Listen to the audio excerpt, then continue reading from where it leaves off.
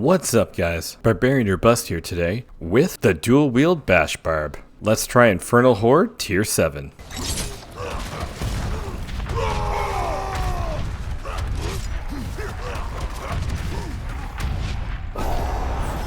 Okay, bit of a rough start, but we got this. So bash is very strong this season. I didn't play a lot of bash in season 4, but I thought I'd give it a try right now. And so far, so good.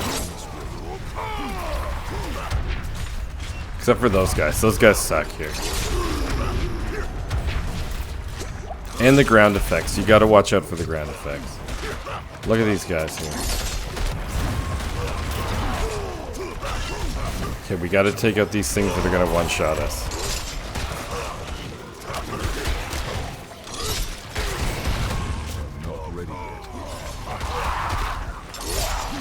There we go. Alright.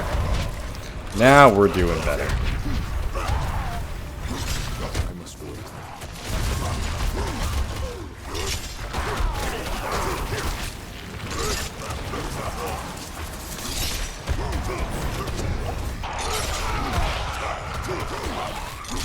Alright, last round. So we had that unfortunate mishap at the beginning there. Now, we did pretty good. We got a lot of Hellborn things. So, I'm going to stay in the middle, and I'm going to wait for more Hellborn. Unless I get shot by those stupid crossbow guys. I must wait.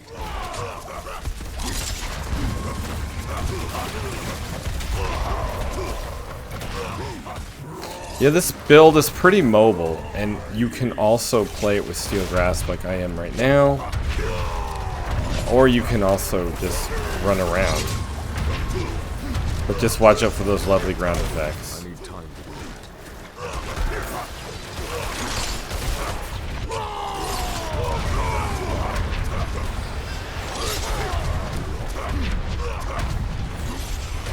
Okay, time for the council.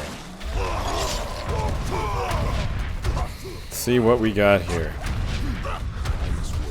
Make sure you keep your Steel Grasp up as much as possible. And also watch out for those other guys there.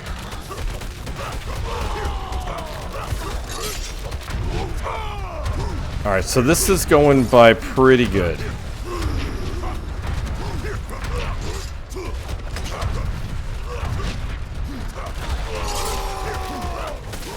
This guy's staggered again. That's awesome. And his health is going down quite fast, actually. If only we could actually Steel Grasp them together, that would be awesome. I'm not ready yet.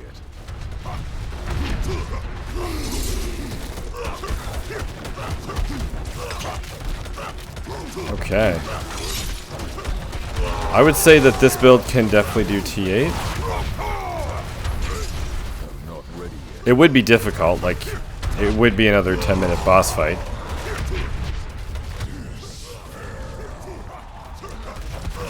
Okay, almost one down. There, one down. This guy's down right now. He was just staggered for a moment. So let's work on him.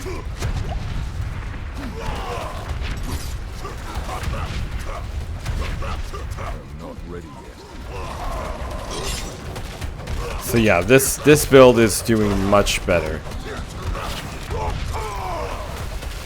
Way better than Run Rupture. And faster boss fight than Frenzy.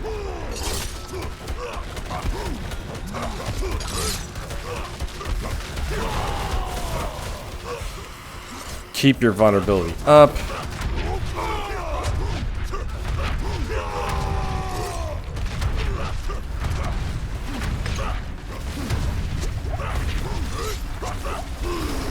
This guy's almost dead. Yeah, you could also dodge those mechanics. Unlike myself. That is an option. Alright, one more to go.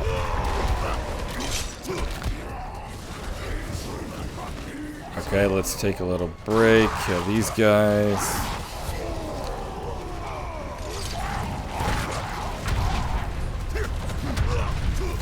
You gotta watch out in being in the middle. That's what'll kill you. So I don't like that he's... There we go. That he was staying in the middle there. This is better. We're not going to use too many skills at the moment. We just want to keep up our Steel Grasp, and we want to keep up our Challenging Shout.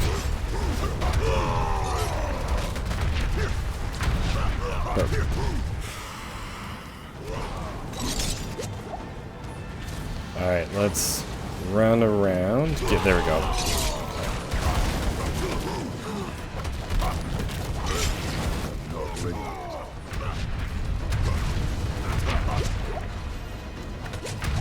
Alright.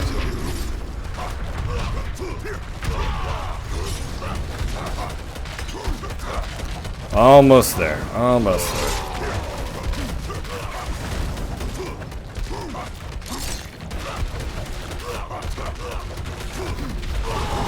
Challenging Shout and Steel Grasp.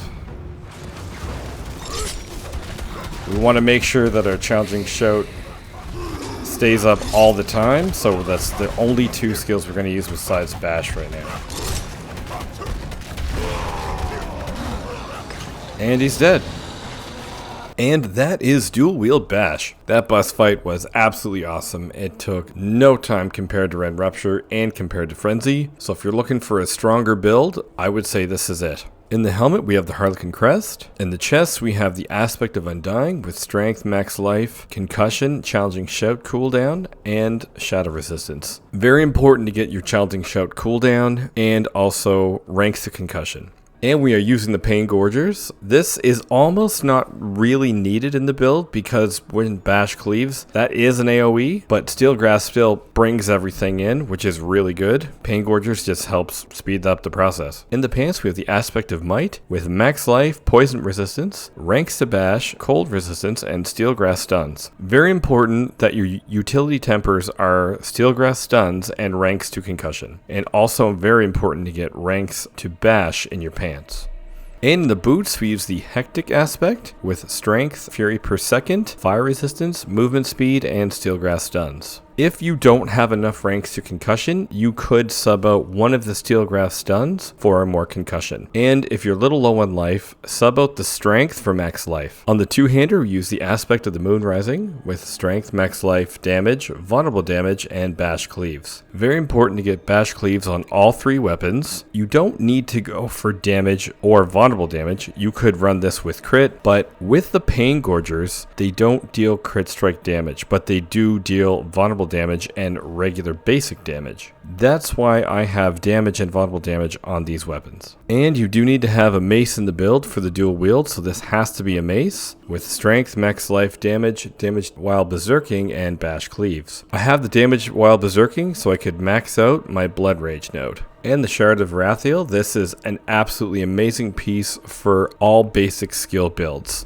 And for the two-handing slashing, you actually want a polearm or a sword. You don't want an axe because we don't use damage over time. But this axe had a greater FX on strength and on damage, so I decided to keep it. But definitely put Edgemaster on this other two-hander. And we have the Band of Elements. You could also take Bold Chieftains. Choice is yours. If you find your cooldowns are not coming down fast enough, I suggest taking Bold Chieftains. If not, go with the Band of Elements. And on here, we have Strength, Attack Speed, Critical Strike Chance, Critical Strike Damage, and instead of Resource Generation, go for Warcry cooldown. And the Ring of Starless Skies is absolutely amazing for this build because we are using the Shard of Rathiel. And in the Amulet, we have the Aspect of Adaptability. And here we have Critical Strike Chance, ranks to counteroffensive, and ranks to slaying strike with damage while berserking, and I did want more movement speed, so I tempered movement speed.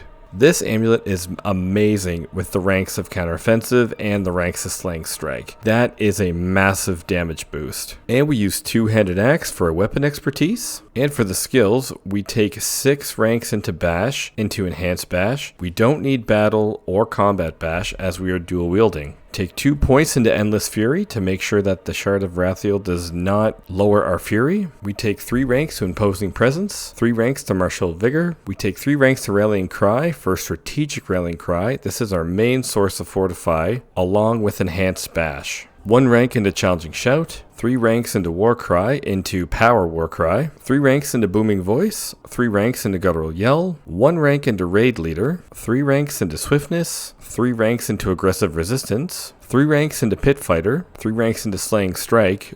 But because our amulet has 3 ranks to Slaying Strike, we deal 45% increased damage against injured enemies. That is huge. Take 3 ranks into Steel Grasp into Fighter Steel Grasp, 1 rank into Thick Skin for 3 ranks into Counteroffensive, and because our amulet has 2 ranks to Counteroffensive, we deal 20% increased damage. Another great multiplier. 3 ranks into Duelist, 3 ranks into Wallop, and 3 ranks into Concussion. And if I could, I would swap out one of my Steel Grasp Tempers for Concussion. And we take 3 ranks of Wrath of the Berserker for Supreme Wrath of the Berserker. This is one of our 3 ways that we have Berserking in the build, the other 2 being Steel Grasp and War Cry. Our key passive is Unconstrained, and make sure in your arsenal selection you choose Dual Wield for Bash. And for the Paragon board, our first board is Ire.